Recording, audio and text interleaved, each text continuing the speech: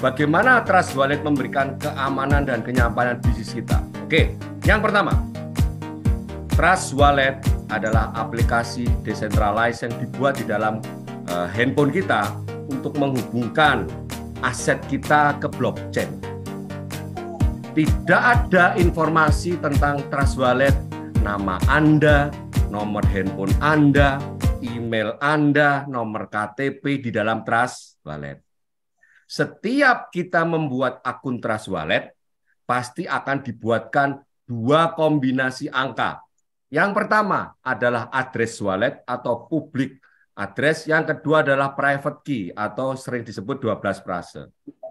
Yang address wallet tadi boleh diketahui orang lain, seperti nomor rekening. Nomor rekening kan boleh diketahui orang lain ya, supaya orang bisa tahu nomor rekening kita ya.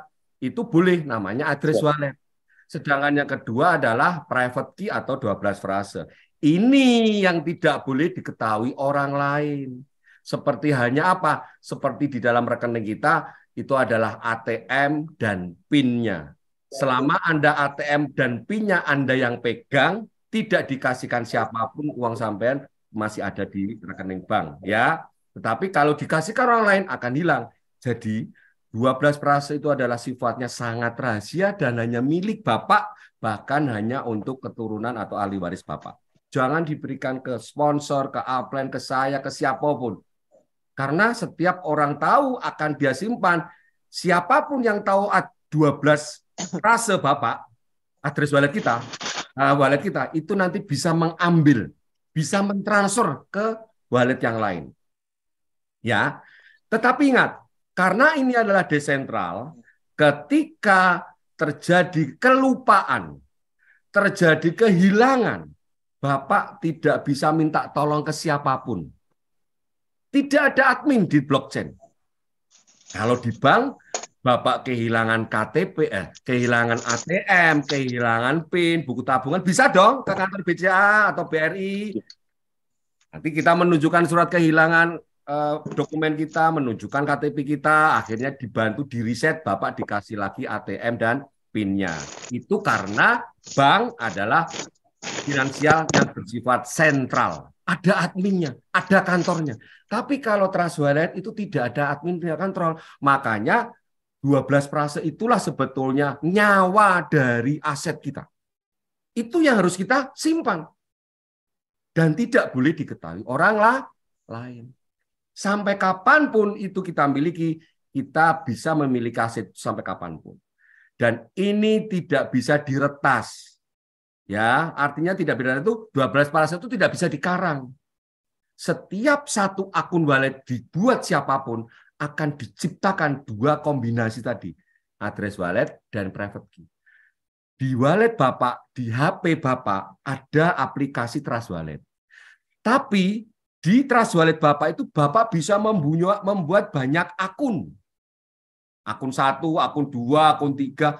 Semua akun itu mempunyai address wallet dan 12 frase yang berbeda. Betul? Bahkan satu HP pun bisa sampai 20 Trust Wallet, akun Trust boleh. Berbeda semua. Sehingga siapapun yang membuat akun Trust Wallet di seluruh dunia, diperkirakan sampai jumlahnya sampai triliunan, tidak akan pernah sama. Ingat, yang Bapak punya itu tidak akan sama dengan punya saya. Yang saya punya tidak akan pernah sama dengan punya Bang Kensi mana? Bang Kensi. Tidak akan pernah sama. Siapapun yang membuat akun Trust Wallet tidak bakal sama. Karena 12 frase dan address wallet itu hanya satu, diciptakan sekali untuk Anda saja. Sekali. Lupa, hilang. Tidak bisa ke adminnya. Jadi kalau teman-teman sekarang mempunyai akun Trust Wallet untuk Metaverse, gunakan hanya untuk Metaverse. Saya pengen kok Pak, pengen belajar yang lain. Boleh, buat akun baru. Jangan akun Metaverse. Akun Metaverse hanya untuk Metaverse. Kalau Bapak mau buat akun kedua, akun ketiga, akun di Trust Wallet, boleh. Untuk apa, boleh. Tapi jangan gunakan akun dari Trust Wallet-nya Metaverse. Itu pesan saya. Silakan, mau ditanggapi monggo Pak Apip. Ya. Jelas? Satu lagi mohon izin. Boleh, Satu lagi. silakan. Untuk perbandingan secara legalitas tadi, ada pertanyaan yang dari rekan saya juga ini, mudah-mudahan langsung tertarik juga. Perbandingan dengan reksadana kayak semacam OJK segala macam kan untuk lokal Indonesia ya, itu kekuatan seperti reksadana kayak dilindungi OJK. Nah, kalau ini sendiri kan langsung sentral, itu bagaimana perbedaan antara reksadana dengan trust wallet ini, sisi dari perlindungan, demikian. Oke. Jadi Trust Wallet itu adalah wallet yang untuk menyimpan cryptocurrency. Cryptocurrency itu adalah sebuah sistem finansial yang terdesentral. Tidak ada institusi, tidak ada pemerintah, tidak ada apapun perusahaan atau yang mengikat tentang cryptocurrency dan blockchain.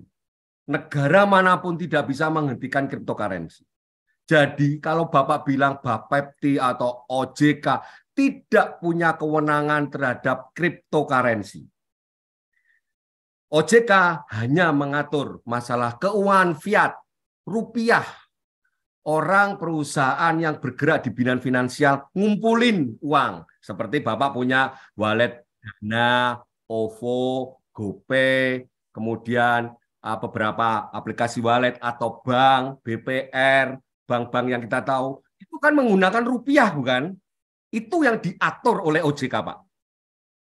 Nah, sekarang DAI, Matic, Ethereum, Bitcoin, rupiah atau bukan? Fiat bukan? Bukan uang yang dibuat oleh suatu negara, bukan? Dia adalah cryptocurrency. Itu sudah senyawanya beda. Jadi membayangkan cryptocurrency dengan uang fiat itu seperti membayangkan manusia dengan jin. Nggak sama. Unsurnya sudah beda. Manusia dibuat dari tanah, jin dibuat dari api. Udah beda unsurnya. Jadi tidak bisa kita menyamakan kita sekarang sedang bekerja menggunakan cryptocurrency, terus dikaitkan dengan OJK itu sudah salah jalur. Udah ke sana dan ke sana. Ya, cuma saja cryptocurrency penjualannya diatur oleh Bapepti. Ya, karena apa? Ketika kita membeli menjual cryptocurrency itu menggunakan toko kripto atau Indodax atau Pintu, dia sudah diatur perusahaannya oleh Bapepti yang berwenang di dalam aset berjangka. Oke? Gitu, Pak Apip penjelasannya. Mungkin Ya, bisa terima kasih, ditambahkan, terima kasih. Assalamualaikum. Bang Kensi. Waalaikumsalam, Pak Apip. Ya, itu jelas kayaknya, Bang. Nggak usah ditambahin, Bang. Nanti kalau ditambahin malah bingung. Oke, Pak Apip. Terima kasih atas pertanyaannya. Siap, sama-sama, sama-sama, siap, sama-sama. Terima kasih. Baik, Pak Apip. Selamat belajar kembali. Baik, Pak Apip sudah bertanya soal cryptocurrency dan trust wallet sampai sejauh mana keamanannya, karena memang disinilah sebetulnya kita ingin bisnis yang tidak diatur oleh otoritas apapun. Ketika Anda sekarang sudah belajar menggunakan cryptocurrency sebagai bisnis Anda, sebetulnya Anda sedang belajar tentang kemandirian kita, kebebasan Anda. Anda tidak diatur oleh bank, Anda tidak diatur oleh institusi atau perusahaan manapun atau negara manapun. Karena Anda bisa menjalankan metaverse lintas negara, lintas dunia. Bahkan kalau di bulan pun ada internetnya, bisa menggunakan orang yang di bulan itu ikut bisnis metaverse. Kalau di sana ada internet, kan gitu kan. Jadi metaverse adalah global ekosistem finansial network ya. Jadi kita tidak bisa terus mengkaitkan dengan otoritas negara manapun. Bahkan negara Amerika yang sebesar itu pun tidak bisa mengontrol cryptocurrency. Ya, yang mengontrol cryptocurrency itu adalah diri kita sendiri. Karena kita yang punya kewenangan dalam menjalankan ini. Ya, kalau kita sendiri teledor, kita tidak hati-hati dengan wallet kita ceroboh, ya kita yang akan kehilangan bisnis itu. Oke, sudah nggak ada yang rasain, Bang Kensi. Kita coba teman-teman bantu yang ada di channel YouTube, ada yang bertanya atau mungkin ini ada yang bertanya di kolom chat, coba saya bukanya, mungkin masih kita bisa jawab. Oke. Cuma ada satu pertanyaan ya kayaknya dari Ibu Fatmawati ya. Oke. Oke, Bu Fatmawati, saya akan coba jawab pertanyaannya Bu. Mungkin sebelum jam 22 ini saya tadi keluar, ini hilang, ini yang saya ada di chat saya. Bu Fatmawati bertanya, kalau universe yang mau diluncurkan itu hubungan dengan Coinforce itu gimana? 50 banding 50 itu yang satu paket harga 100D kayak mana gambarannya gaptek? Wah, saya juga gaptek nih. Apakah yang dibutuhkan satu mitra untuk satu Coinforce? Oke, ini saya pertanyaannya nggak bisa jawab, tapi pastinya Bang Kensi bisa menjawab pertanyaan Bu Fatmawati yang menanyakan soal Unitverse, Coinforce, dan angka-angka itu. Saya nggak tahu kok angka-angka itu bisa disimpulkan Bu Fatmawati, saya kurang tahu. Mungkin pernah dapat bocoran tapi cuma sepenggal-sepenggal, jadi akhirnya menyimpulkan sendiri. Oke, saya persilakan Pak Kensi untuk menjawab pertanyaan Bu Fatmawati tentang Unitverse dan Forcecoin. Ya, jadi begini Bu Fatmawati, kebetulan pertanyaan ini di luar tema pri umum ya, karena ini spesifik untuk pengembangan produk ekosistem atau program berikutnya, yaitu peluncuran Universe. Nah, Universe ini sendiri adalah sebuah program atau penambahan program yang mana pastinya ketika program ditambahkan akan memperluas jangkauan market, dari sisi marketnya akan memperluas, kemudian akan tercipta sumber uang, dan juga akan memunculkan aset-aset baru. Nah, dari komponen ini adalah untuk penggabungan ekosistem nantinya. Jadi dari Matrix hubungannya, kemudian diluncurkan satu program lagi. Kalau Matrix itu mendistribusikan SFC token, mendistribusikan NFT. Nah, kalau Universe dia khusus mendistribusikan Coinforce-nya. Seperti itu polanya. Nah, kedepannya di program Universe ini kita akan membeli namanya paket-paket dalam hal tier, ya disebut seperti itu. Nah, di situ ada beberapa paket yang mana setiap paket yang kita beli itu adalah program atau mesin untuk mendapatkan Forcecoin ini tadi. Nah, dalam hal transaksi pembelian Forcecoin itu sendiri ada namanya network-nya juga. Jadi contoh, saya membeli paket untuk mendapatkan Forcecoin. Forcecoin-nya saya dapat, kemudian programnya juga saya dapat. Kemudian saya pasarkan kembali ketika orang ingin membeli Forcecoin dalam hal programnya tadi, otomatis programnya itu orang membeli ke saya dan saya mendapatkan bonus berupa DAI stabil coin, atau opsi berikutnya itu mendapatkan Forcecoin-nya, atau semuanya mau dapat Forcecoin. Jadi dalam hal penerimaan bonus nantinya, itu tergantung kita milih opsinya seperti apa. Nah, jadi di dalam program berikutnya ada programnya Universe namanya. Nah, Universe itu sendiri adalah pemasaran program juga, tapi mempunyai fungsi dan cara kerja yang berbeda. Dalam hal bonus yang kita terima, orang membeli menggunakan DAI stabil coin, tapi di situ kita bisa memilih opsi. Nah, ini ada beberapa poin yang memang akan disampaikan tentang program berikutnya, tapi ini akan kita detailkan di Zoom Academy. Dan kebetulan juga rilis dari slide official itu belum kita terima. Jadi ada beberapa komponen, hal-hal yang perlu kita clearkan dulu, karena kita juga tidak bisa memahami secara keseluruhan dari apa yang disampaikan oleh Lado Oktanikop di dalam videonya, durasinya 21 menit, dan di dalam video tersebut dia lebih banyak menjelaskan logika-logika program yang dibuatnya. Tapi spesifik yang kita butuhkan itu belum. Jadi kita tunggu rilis slide dari official dulu. Seperti itu Bu Fatmawati. Ya. Baik Bu Fatmawati, pertanyaannya ditahan dulu. Akan kita tunggu informasi lebih lanjut dari Mr. Lado, dan nanti akan kita jawab moga-moga di malam Kamis. Di teman-teman yang baru bergabung nanti malah bingung nanti. Ngomong klasik aja bingung, udah ngomong Universe, udah ngomong Coinforce, walah tambah muntuk nanti, bingung ya. Oke, silakan teman-teman yang ada bertanya, saya akan cek di kolom YouTube. Ini ada pertanyaan dari Pak Nasirin. Tanya Pak D, Bang Kensi, apakah kalau masih level 2 beli NFT aktivator langsung apa just NFT dahulu? Terima kasih. Ya, saya langsung jawab saja Pak Nasirin yang ada di channel YouTube. Jadi secara sistem Tadi saya jelaskan dari ke Bu Siti tadi, bahwa ketika kita punya level 5, otomatis kita bisa mengaktifkan just NFT atau NFT level 0. Dan kalau kita sudah mempunyai minimal 7.000 SRC2, kita bisa mengaktifkan NFT level 1. Itu artinya secara sistem, setiap ID Metaverse, siapapun Anda, berapapun ID Metaverse yang Anda miliki, pasti menghasilkan satu indukan NFT. Satu kode NFT akan diberikan kepada Anda ketika Anda sudah mengaktifkan just NFT, ya, siapapun itu. Ya. Tetapi pertanyaan dari Pak Nasirin lebih mengarah, apakah saya bisa mengaktifkan? Sebetulnya tidak bisa mengaktifkan kalau masih level 2. Karena tadi saya bilang, untuk bisa punya NFT 0 atau just NFT itu baru level 5. Kalau level 2 belum dapat. Tapi kalau Pak Nasirin mau membeli NFT di OpenSea, boleh. Baru level 1 pun boleh membeli NFT level 2, 3, 4 di OpenSea, nggak ada masalah. Ya, Anda mengeluarkan uang pastinya untuk membeli. Dan Anda hanya mengandalkan NFT royalty yang didapatkan dari sistem NFT tadi.